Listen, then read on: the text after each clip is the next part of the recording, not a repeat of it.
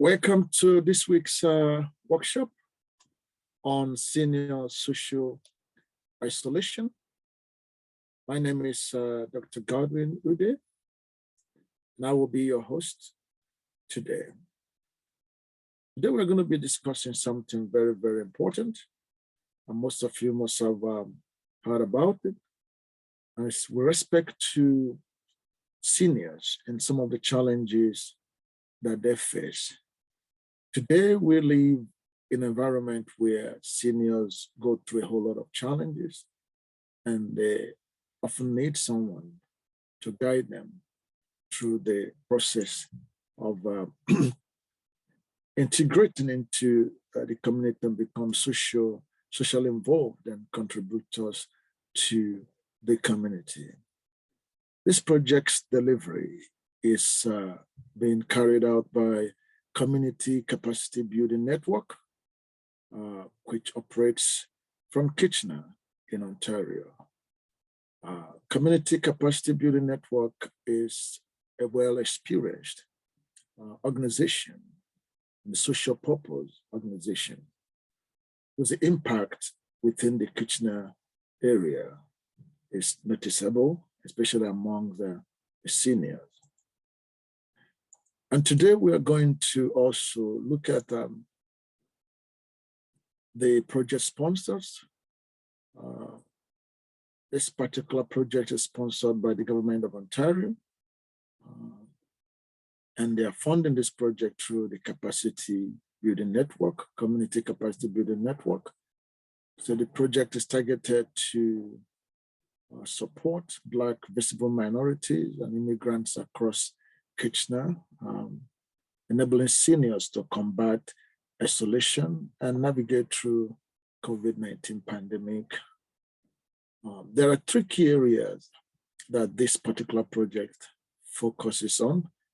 First is the distribution of personal protective equipment among vulnerable seniors, and the second one is to conduct online and in-person information sharing, focusing on senior social isolation, and that's exactly what we're doing right now, and loneliness, and mental health, seniors abuse, financial awareness, and scam prevention, especially from most seniors who are vulnerable to fall into all these scams.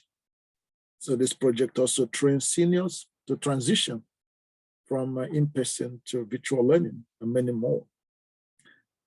Also, this project provides free transportation services to seniors, which enables them to meet a doctor's appointments or even do their grocery for them.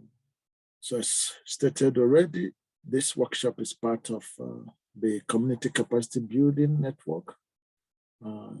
This information is designed to empower Black and visible minorities across Kitchener, Ontario. Now, when you look at the issue of social isolation, most people ask, what is it all about? Well, it is a very, very, very serious issue. It's actually a mental health challenge. If you want to really understand social isolation, you will understand it through the lens of loneliness, even though they are not the same, but both can be considered as a social issue among seniors, and it also is a mental health problem among seniors. So when one is being cut off from normal social networks, it can trigger factors such as, can be triggered by such factors like loss of employment or health issues. And social isolation can also be a temporary problem, especially for quarantine people during a pandemic. Even though you're trying to avoid catching the virus, sometimes while quarantined, if you don't have enough social interaction, that itself may become a very big problem. So social isolation and loneliness, like I said, can be considered the same in some areas, but they have distinct features in some areas. Isolation is defined in two ways, which is being alone or the perceived of isolation. That's loneliness. But isolation is simply being alone. But sometimes there could be a perceived isolation. That means you can actually be with people and still feel isolated. That's why it's called perceived isolation or perception. Let's say people feel that way. But isolation cannot be perceived like loneliness. Isolation is a real issue, it's a reality. People go through that. And loneliness is described as a distraught or feeling. It's just a feeling, but isolation is a practical experience.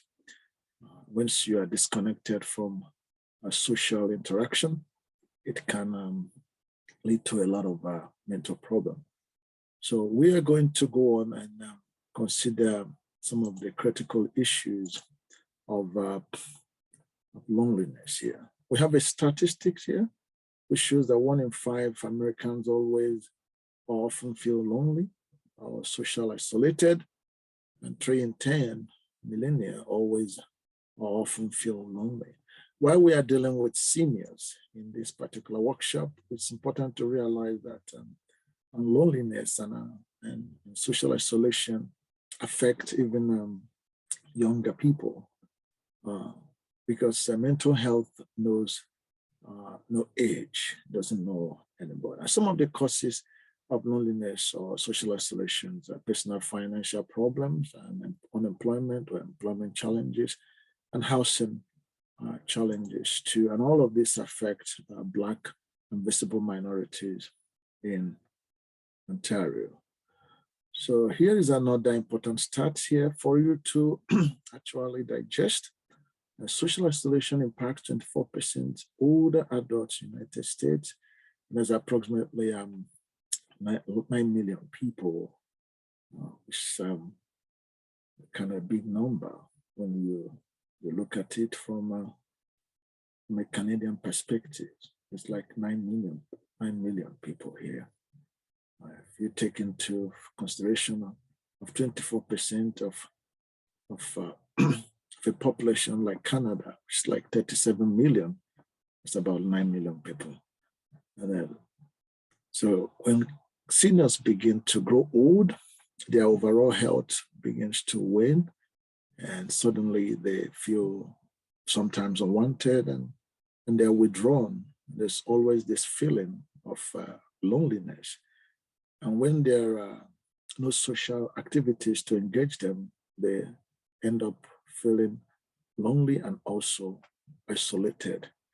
There are some risk factors that lead to this, such as widowhood, when there's no children to call or to interact, or when they live alone, a situation where you have poor health, poverty, and hearing loss.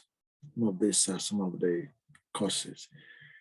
So here are some social isolation risk factors for seniors: disability, living alone, limited finances, impaired mobility, no family, never having married, transportation challenges, and divorce, which is a relationship issue. So we continue to explore social isolation, and we come to the physical outcomes of social isolation and also the mental health outcomes. And one of the mental health outcomes of social isolation is Alzheimer. Most people are familiar with this. As you get older, sometimes the brain finds it difficult to recollect experiences or even names. And most elderly people and seniors go through this. Cognitive decline, high blood pressure, and heart disease, all of these often become the negative impact of social isolation. And there are health disparities comparatively when you look at how many African Americans or Black Canadians that suffer social isolation compared to other races. And there are some contributing factors to the high incidence of of the risk factors of social isolation among Black Canadians, such as poor nutrition, higher levels of anxiety and depression, lower levels of self-care, and less cognitive stimulation, which leads to greater cognitive decline. This is very important. When you start excising the brain cells, they're often going to decline. So it's important that even though you're old, find something to do to engage your brain and keep yourself active, instead of just sit in the house and hope that something good happens the day. No. All right, so here we have another issue here to consider.